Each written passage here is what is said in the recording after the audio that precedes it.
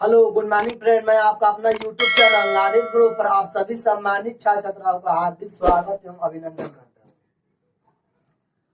दोस्तों, आज हम बात करेंगे वर्णमाला पर आधारित समस्याएं पर बात करेंगे कि वर्णमाला पर आधारित समस्याएं क्या क्या है।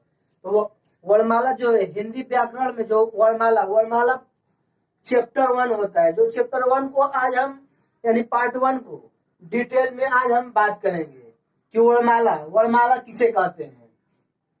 तो वर्णमाला पर आज हम डिटेल में बात करेंगे। इससे पहले हम बता देना चाहते हैं कि दोस्तों, उत्तर प्रदेश दरोगा यानी यूपीएसआई और यूपी लेखपाल के लिए ये अति महत्वपूर्ण क्वेश्चन होंगे।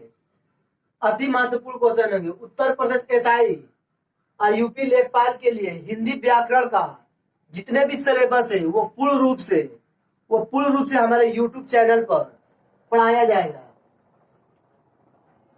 एक भी जो क्वेश्चन है हमारे YouTube चैनल से जो हिंदी व्याकरण का सिलेबस पढ़ाया जा रहा है, एक भी क्वेश्चन बाहर नहीं जाएगा। दोस्तों, अभी तक जितने भी हमारे दोस्त YouTube चैनल को सब्सक्राइब नहीं किए वो हमारे YouTube चैनल को सब्सक्राइब कर ले, हमारे YouTube चैनल से जुड़ जाए ताकि यूपी एसआई का और यूपी लेखपाल का सिलेबस पूर्ण रूप से आप लोगों को मिलेगा। तो दोस्तों, आइए हम आज बात करते हैं वर्णमाला पर कि वर्णमाला किसे कहते हैं। वर्णमाला की परिभाषा। तो सबसे पहले हम वर्णमाला की परिभाषा देख लेते हैं। वर्णों, लिपि, चिन्ह के व्यवस्थित समूह को वर्णमाला कहते हैं। वर्णों, लिपि या चिन्ह के व्यवस्थित समूह को वर्णमाला कहते हैं। व्यवस्थित समूह जो होता है उन्हें हम वर्णमाला कहते हैं। वर्ण ध्वनि का मौलिक स्वरूप होता है। जो वर्ण होता है वो ध्वनि का मौलिक स्वरूप होता है। ध्वनि वर्ण का मौलिक रूप होता है। जो हमारा ध्वनि होता है, जो हम मुंह से किसी भी शब्द को बोलते हैं, जो ध्वनि निकलता है उसे हम क्या कहते हैं? वर्ण का मौलिक स्वरूप कहते हैं। वर्ण दो प्रकार के होते हैं। वर्ण जो होते हैं वह दो प्रकार के होते हैं, स्वर और व्यंजन। किसी भी अगर हम व्यंजन को बोलते हैं, व्यंजन किसी चाहे हम क लिखे, ख लिखे, ग लिखे, कुछ भी लिखे यानी कोई भी शब्द भी लिखे, तो स्वर होता है, स्वर की सहायता लेनी पड़ती है। आज किसी भी वर्ड को जो हम बोलते हैं, जो मुंह से आवाज निकलते, ध्वनि निकलते हैं, उसे हम क्या कहते हैं? ध्वनि कहते हैं। तो वर्णमाला की परिभाषा, जो वर्णमाला की परिभाषा होता है, वर्णमाला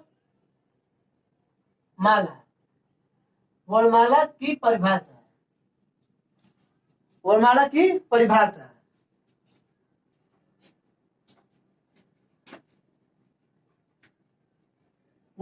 परिभाषा।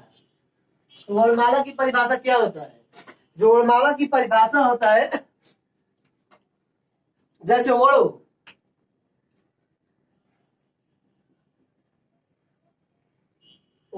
वर्ण हमारा होता है जिसमें लिपि होता है, लिपि होता है और चिन्ह होता है।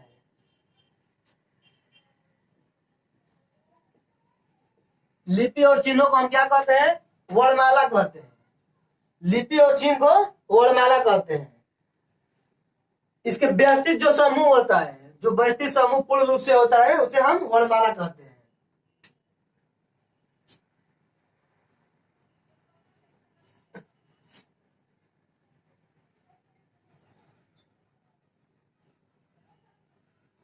व्यवस्थित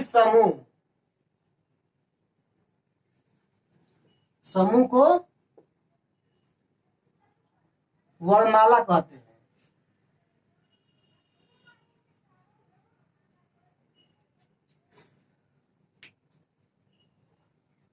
वर्ण, अब हम वर्ण देख लेते हैं कि वर्ण किसे कहते हैं।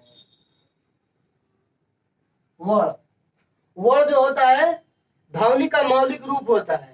वर्ण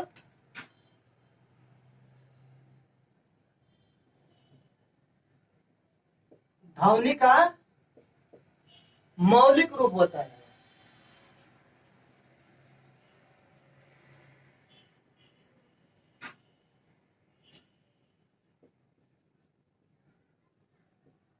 मौलिक रूप होता है। वर्ण जो होता है ध्वनि का मौलिक रूप होता है। ध्वनि, और जो ध्वनि होता है, ध्वनि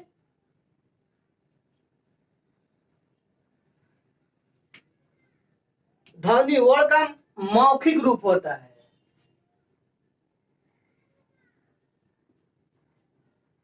ध्वनि वर्ण का मौखिक रूप होता है। मौखिक रूप होता है। वर्ण दो प्रकार के होते हैं। जो वर्ण होते हैं,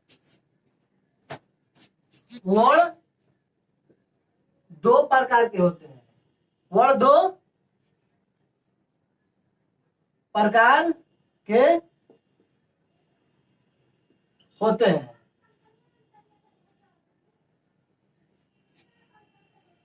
दो प्रकार के होते हैं। जो होते हैं वर्णमाला के दो प्रकार होते हैं। जो पहला होता है, क्या होता है वो? पहला होता है स्वर। स्वर। और दूसरा जो होता है व्यंजन होता है।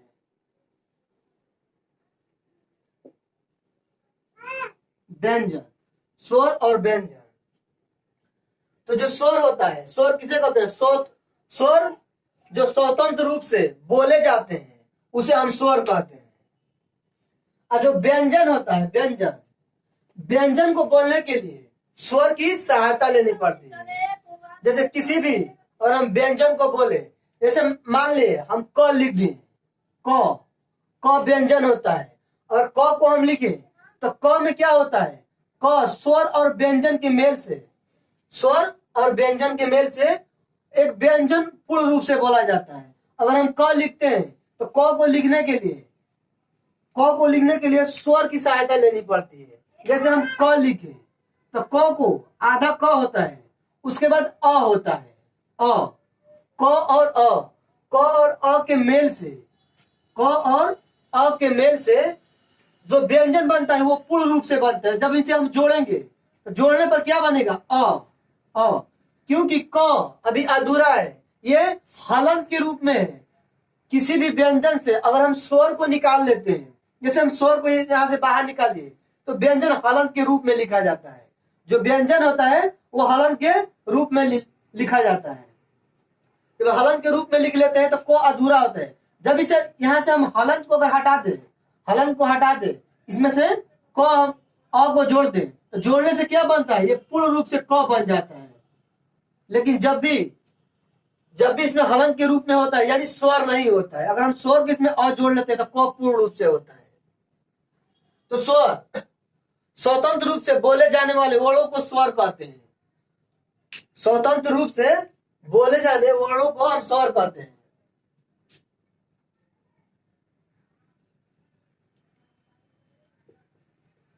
स्वतंत्र रूप से बोले जाने वाले, स्वतंत्र रूप से बोले जाने वाले स्वर को, स्वतंत्र रूप से बोले जाने वाले वर्णों को स्वर कहते हैं। स्वर कहते हैं।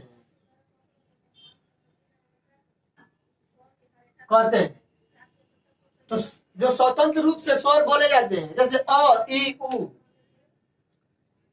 अ, ई, उ, अ, ई, उ, ये क्या होते हैं? स्वर होते हैं।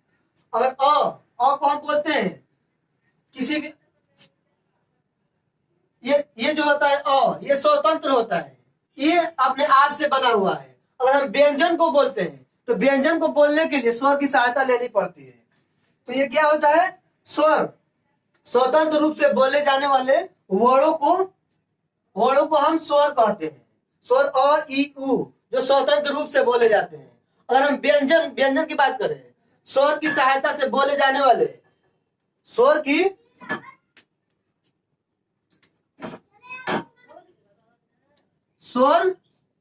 की सहायता से, स्वर की सहायता से बोले जाने वाले वर्णों को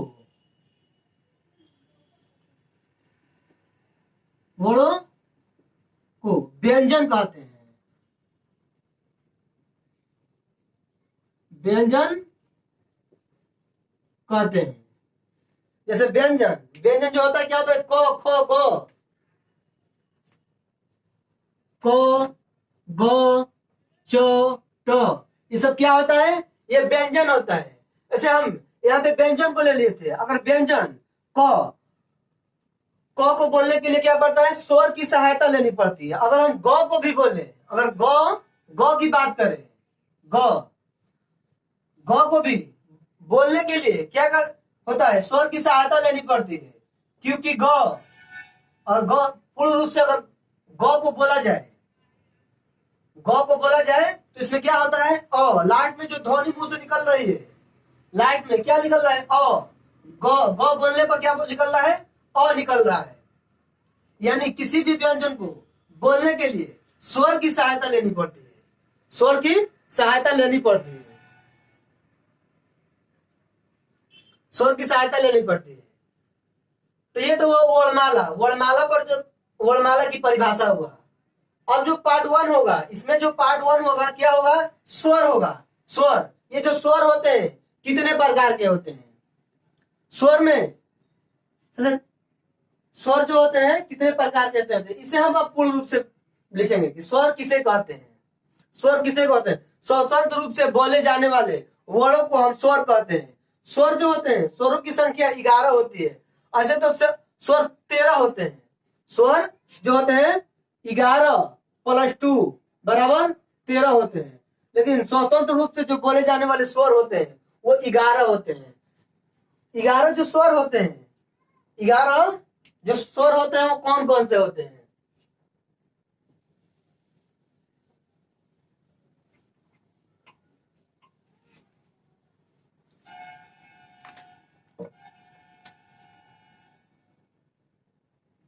अ, आ, ई, उ, ए, ओ, औ, री। ये क्या होते हैं, स्वतंत्र रूप से बोले जाने वाले स्वर होते हैं। 1 2 3 4 5 6 7 8 9 10 11, ये जो होते हैं स्वतंत्र रूप से बोले जाने वाले स्वर होते हैं, जिसे हम स्वतंत्र रूप से बोल सकते हैं। स्वतंत्र रूप से बोल सकते हैं, 11 स्वर होते हैं। अब इसमें होता है दीर्घ स्वर और लघु स्वर। तो दीर्घ स्वर किसे कहते हैं, जो दीर्घ स्वर होता है और जो लघु स्वर होता है, इसे लघु स्वर। लघु स्वर में क्या होगा, अ होगा, ई होगा, उ होगा। ये क्या होता है, ये लघु स्वर होता है। अगर हम दीर्घ स्वर की बात करें, दीर्घ स्वर जैसे आ हम लिख लेते हैं, इसमें क्या होता है, ये दीर्घ हो जा रहा है। तो आ किन शब्दों, किन वर्णों से बना है, अ प्लस अ जब जुड़ता है तो क्या होता है, आ होता है। किसी भी कंडीशन में अगर इसे हम जोड़ेंगे आपस में तो ये हमेशा आ होगा। अगर हम आ प्लस अ को भी जोड़े तो ये क्या होगा, हमेशा आ होगा, हमेशा दीर्घ होगा। अगर हम आ प्लस आ को भी जोड़े तो आ प्लस आ को भी जोड़े तो हमेशा यह क्या होगा, हमेशा दीर्घ होगा। हमेशा जब भी होगा ये दीर्घ होता है। इसे हम क्या कहते हैं, दीर्घ स्वर कहते हैं। इसे हम दीर्घ स्वर कहते हैं। इसे हम दीर्घ स्वर कहते हैं। दोस्तों, अगर हमारा वीडियो अच्छा लगे तो ज्यादा से ज्यादा अपने दोस्तों के पास शेयर करें और हमारे चैनल को सब्सक्राइब करें और बेल आइकन दबाना ना भूलें, ताकि जो भी हम नए वीडियो डालें हमारे दोस्तों के पास जा सके। दोस्तों, ये पार्ट 1 था, वर्णमाला पर आधारित पार्ट 1 था। पार्ट 2 को हम अपने अगले वीडियो में पढ़ेंगे। दोस्तों छोटे छोटे वीडियो कर दो, पूरे वर्णमाला को डिटेल में और चैप्टर वाइज पढ़ेंगे। जय हिंद, जय भारत।